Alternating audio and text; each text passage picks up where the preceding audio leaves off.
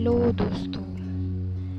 तो आज की कहानी है दो लड़कियों के प्यार की। हाँ, दो लड़कियों का प्यार, आर्या और जोया। तो चलिए जानते हैं कि उनकी प्यार की ये कहानी कैसे शुरू हुई और क्या क्या मुश्किलें आई। तो एक छोटा सा गांव जहाँ एक आर्या नाम की बहुत ही शांत और किताबों को अपना बहुत अच्छा दोस्त मानने वाली बहुत ही मासूम सी लड़की रहती थी।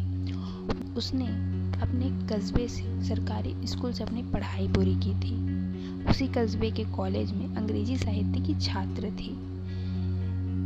अब उस कॉलेज में एक नई छात्र का एडमिशन होता है जो शहर से आई रहती है, जिसका नाम होता है जोया।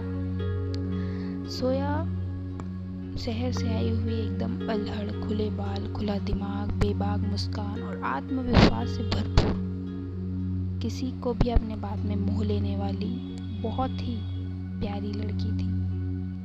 आर्या जितनी मासूम, जोया उतनी ही शैतान थी। जोया और आर्या की पहली मुलाकात उसी कॉलेज की लाइब्रेरी में हुई, जहाँ पहली बार जोया ने आर्या को देखा। और आर्या को देखते ही जोया के मुंह से एक बात निकली। जोया ने मुस्कुराकर कहा, तुम्हारी आंखों में एक अधूरी कहानी है और तुम्हारी मुस्कान में एक पूरी किताब। आर्या को कुछ समझ नहीं आया, वो थोड़ा चौंक गई, फिर मुस्कुराकर वहाँ से चली गई।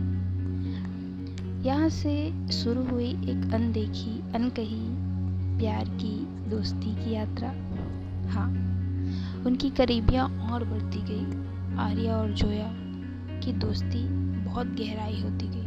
दोनों रोज़ मिलती, पढ़ाई करती, लंबी बातें करती, लंबी सैर पर जाती, बारिश में भीगती, चाय की चुस्कियाँ लेते हुए पहाड़ों में घूमना,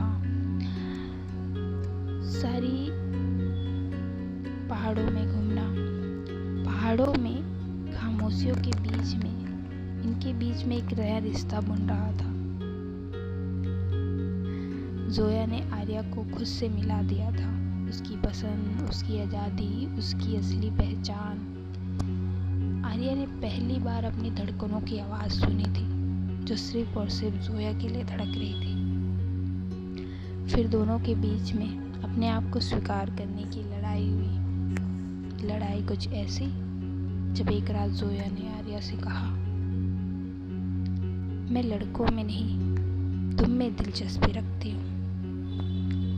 आर्या डर गई। डर था समाज का, परिवार का, और सबसे बड़ा डर खुद से झुझकने का डर। उसने कहा, ये गलत है। जोया ने सिर्फ इतना कहा, अगर मेरी भावनाएं सच्ची है तो क्या सिर्फ मेरा लड़की होना ही गलत है? आर्या फिर भी चुप रही। वो दिन जोया का आखिरी दिन था। जुदाई का संघर्ष चल रहा था। जैसे ही सुबह हुई, जोया वापस अपने शहर लौट आई। आर्या फिर भी डर से कुछ नहीं कह पाई, अंदर ही अंदर टूटती रही, किसी से कुछ नहीं कह पाई, लेकिन अपनी किताबों में जोया की मुस्कान को देखने लगी। वो समाज का डर से खुद को झुठला रही थी, लेकिन दिल तो सब सच जानता था। इसी कसमकस में कैसे 3 साल बीत गए पता ही नहीं चला। 3 साल के बाद आर्या एक युवा लेखक बन चुकी थी।